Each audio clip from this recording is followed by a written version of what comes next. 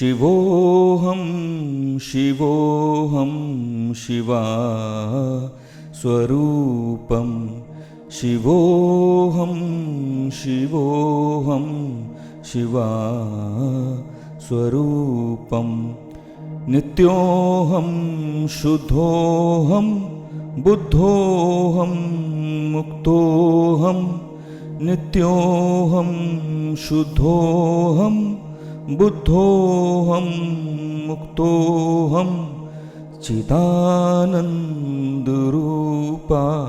शिवोऽहं शिवोऽहं चिदानन्दरूपा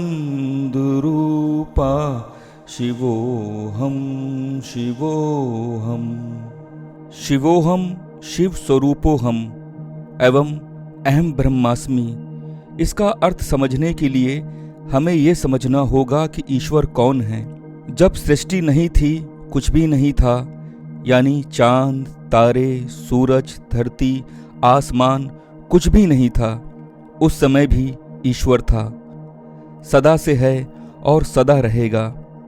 कहा जाता है कि ईश्वर के मन में सृष्टि रचने की इच्छा प्रकट हुई और उनके मुख से अति मधुर ध्वनि प्रकट हुई, जिसे ओंकार कहते हैं। इसे गुरु नानक जी ने भी कहा है, एक ओंकार सतनाम कर्ता पुरख निर्भव निर्वैर अकाल मूरत अजूनी सैभंग गुरु प्रसाद। अर्थात एक ही ईश्वर है और सदा रहेगा। ओंकार से ही सारी सृष्टि की रचना होती है। ओंकार स्वरूप से ही प्रभु अनंत सृष्टियों का पालन पोषण संरक्षण एवं निरीक्षण करते हैं और समय आने पर संहार करके खुद में समा लेते हैं। ओंकार को ही अनहद नाद, शब्द, नाम, बांसुरी की धुन, मुरली, प्रभु का संगीत आदि आदि कई नामों से संबोधित किया जाता है। ओंकार से ही ध्वनियाँ, भाषाएं, सुर स्वर गीत एवं राग रागिनियाँ उपजे हैं। ओंकार को शब्द कहा जाता है, लेकिन ये बिना शब्द की ध्वनि है।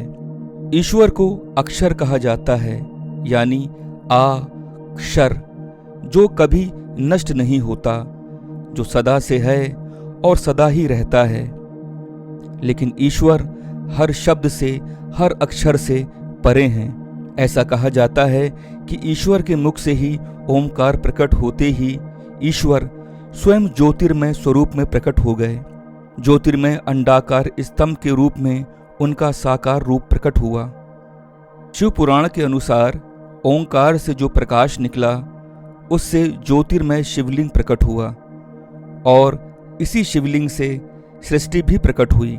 हमारे भारतवर्ष में शिवलिंग की जो उपासना होती है, उसका महत्व ये है कि प्रभु का मूल और प्रथम प्राकट्य शिवलिंग है। कहने का तात्पर्य ये है कि ईश्वर को किसी दूसरी शक्ति ने प्रकट नहीं किया, यानी वो स्वयं प्रकट हुए हैं। इसीलिए उन्हें स्वयंभू अर्थात शंभू भी कहा जाता है। हम ईश्वर के अंश हैं, अर्थात उन्हीं का स्वरूप हैं। आत्मा को कहा जाता है कि वो अंगुष्ठ मात्र है।